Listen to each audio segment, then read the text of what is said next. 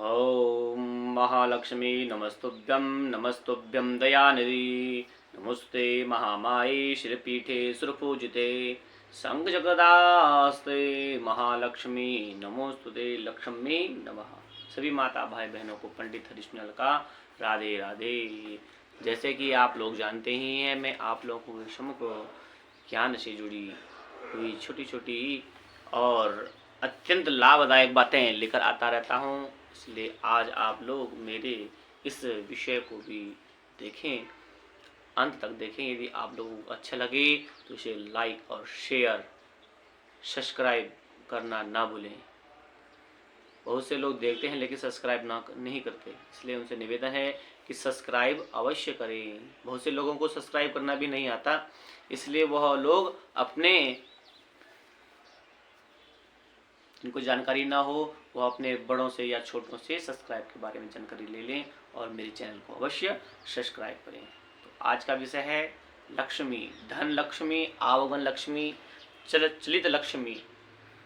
आप अपने घर पर यज्ञ करते हैं, पूजा करवाते हैं और ब्राह्मण को दक्षिणा प्रदान करते हैं, तो दक्षिणा यथाशक्ति प्रदान की जाती है।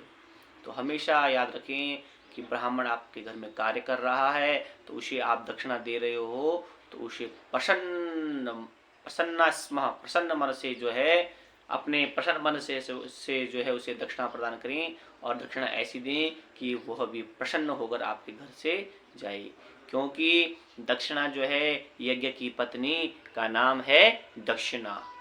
दक्षिणा देने से जो ब्राह्मण प्रसन्न होता है और ब्राह्मण के प्रसन्न होने पर जो है आपका यज्ञ भी जो है प्रसन्न होता है, आपको कार्य प्राप्ति का फल प्राप्त होता है। इसलिए दक्षिणा संभव हो सके तो ब्राह्मण से जानकारी लेकर ही उसे दक्षिणा प्रदान करें, ताकि वह भी प्रसन्न रहे और आपका मन भी प्रसन्न रहे कि हमने ब्राह्मण को उचित दक्षिणा प्रदान की है, कि ब्राह्मण भी प्रसन्न है और हमारा मन भी प्रसन्न है कि हमने कार्य किया और ब्राह्मण देवता हमारे घर से प्रसन्न होकर गए।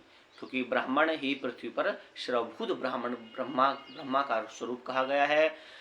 कहते हैं देवाधीनम जगत सर्वम मंत्रधीनम तो देवता ते मंत्र ब्राह्मणाधीनम तस्मात् ब्राह्मण देवता।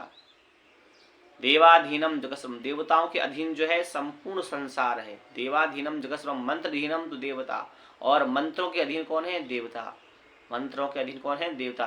ते मंत्र ब्राह्मणाधीनम, और वह मंत्र किसके अधीन है? ब्राह्मण के स्वरूप है, ब्राह्मण के अधीन है। इसलिए तस्मात् ब्राह्मण देवता, इसलिए ब्राह्मण को देवता कहा गया है, क्योंकि भगवान से डायरेक्ट संपर्क कराने का हमारा मार्ग कौन है? ब्राह्मण देवता। इसलिए यज्ञ करें, पूजन करें, पाठ करें, कर्मकांड, चूड़ाकर्म, संस्कार, गृह प्रवेश इत्यादि आप जो भी करें तो ब्राह्मण को प्रसन्न मन से ही दक्षिणा दें, ताकि ब्राह्मण भी प्रसन्न होकर आपके घर से विदा प्राप्त करे।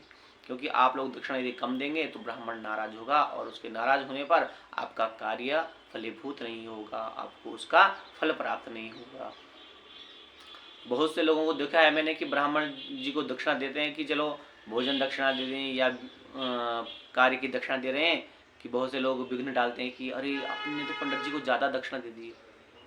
तो ऐसे बोलने वाले मनुष्य पर भी जो है भगवान प्रसन्न नहीं होते हैं, अक्रूप होते हैं। तो कभी भी जब भी आप दक्षिणा दें तो किसी की आज्ञा लेकर ना दें, किसी को पूछ कर न ले, स्वयं ब्राह्मण को पूछें। यदि ब्राह्मण को ना पूछ सकें तो यथासंभव हो सके तो ज़्यादा से ज़्यादा हो सके तो दे सकें यथाशक्ति, लेकिन कम कभी ब्राह्मण को ना दें। ज़्यादा दे दें पर कम ब्राह्मण को दक्षिणा ना दें। और यदि आप दक्षिणा प्रदान करते हैं, भोजन दक्षिणा दे रहे हैं, तो 101, 151 यज्ञ पूर्ण हुआ है तो 501 दे रहे हैं तो 501 दें, एक उस पर जरूर लगाएं। 501 दें, 501 दें, बड़ा अनुष्ठान बड़ा कार्य है। 5001 दें, भोजन दक्षिणा दे रहे हैं तो 101, 151, एक का मूल्य बहुत अच्छा माना गया है, अच्छे का स्वरूप है, सम्मान का प्रतीक माना गया है। लेकिन यदि आप अपने घर पर किसी से कार्य करा रहे हैं, पेंटिंग करा रहे हैं, मकान बनवा रहे हैं, मजदूर है, लेबर है, तो उसको कभी आप 101, 5001, 11001 ऐसे दक्षिणा ना दें। क्योंकि उसकी जितनी मजदूरी बनती है केवल उतना ही दें। 5,000 बनती है तो 5,000 ही दें। ब्राह्मण की मजदूरी नहीं मानी जाती, ब्राह्मण को क्या दिया जाता है, दक्षिणा दी जाती है। तो जो आप ब्राह्मण को दक्षिणा देते हैं, अगर आपने विवाह संस्कार किया है तो 11,101 ऐसे कर कर अवश्य दें। इस प्रकार करने से जो क्या होता है, भगवान प्रसन्न होते हैं, ब्राह्मण भी प्रसन्न होता है कि 101 11,000 आपने शादी की दक्षिणा दी है, 11,000 आपने दी है, तो 11,000 क्या है, आपके पंडित जी आपकी शादी करवाने का मूल्य है। दक्षिणा हम आपको दे रहे हैं 11,000। और एक क्या है कि हमारे घर पर शुभ कार्य, ऐसे मंगल कार्य बार बार होते रहें, इसलिए हम आपको एडवांस बुकिंग दे रहे हैं। क्या, 1 रुपये और दे रहे हैं। एडवांस बुकिंग है ये आपकी। लेकिन आप घर में अशुद्ध कार्य करा रहे हैं, मकान बना रहे हैं, मकान टूट गया उसको बना रहे हैं, है ना, तो आप उसको दे रहे हैं 5,001, तो उसको एडवांस दोगे आप? तो उसको एडवांस देने की जरूरत नहीं, उसको 5,000 बनती है तो 5,000 ही दें कि ये कार्य हमारे घर पर दोबारा ना हो, हमारे घर पर एक ही बार अच्छा मकान भवन बने बस।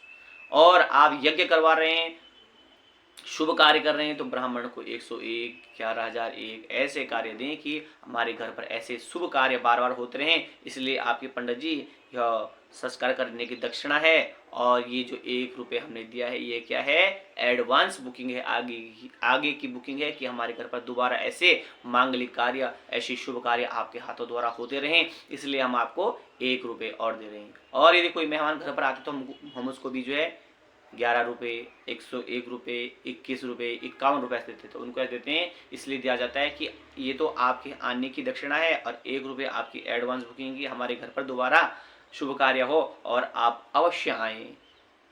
ठीक है जी। तो यदि आपको मेरा यह विषय, यह ज्ञान आपको अच्छा प्राप्त हुआ हो तो इसे लाइक, शेयर और सब्सक्राइब अवश्य करें। जय श्री राधे, जय जय श्री राधे।